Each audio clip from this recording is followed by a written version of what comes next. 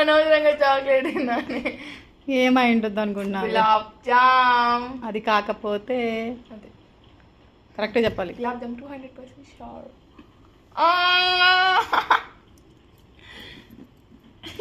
But ఏంటి నేను సాయంత్రం చెప్తున్నాను కదా, అమ్మేదో చేసిందని. అప్పు చేసిందని చెప్తున్నావు రాత్రి నుంచి నువ్వు. చాలా రోజుల తర్వాత శ్రితాని సర్ప్రైజ్ చేద్దామని శ్రిత కోసం అయితే గులాబ్ జామ్స్ చేశాను. గులాబ్ జామ్స్ చేసేటప్పుడు నాకు ఒక ఆలోచన వచ్చిందనమాట. ఈ మిక్స్ తోటే మలై కాజాలు కూడా చేస్తే ఎలా ఉంటుంది అని చెప్పి 4 మలై కాజాలు అయితే చేశాను. ఎలా వచ్చాయి చూడండి. Ignore my dress guys and we are eating gulab jam. ఇప్పుడే చాక్లెట్ తినైనా కూడా మొత్తం సాఫ్ట్ ఉంది అమ్మ.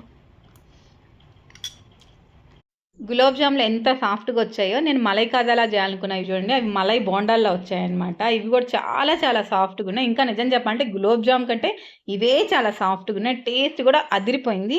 నెక్స్ట్ టైం నుంచి గులాబ్ జాములు కాకుండా నేను మలై బోండాలే చేసుకుంటా. మలై బోండా అయితే మరి అదిరిపోయింది. అదిరిపోయిందండి. వావ్.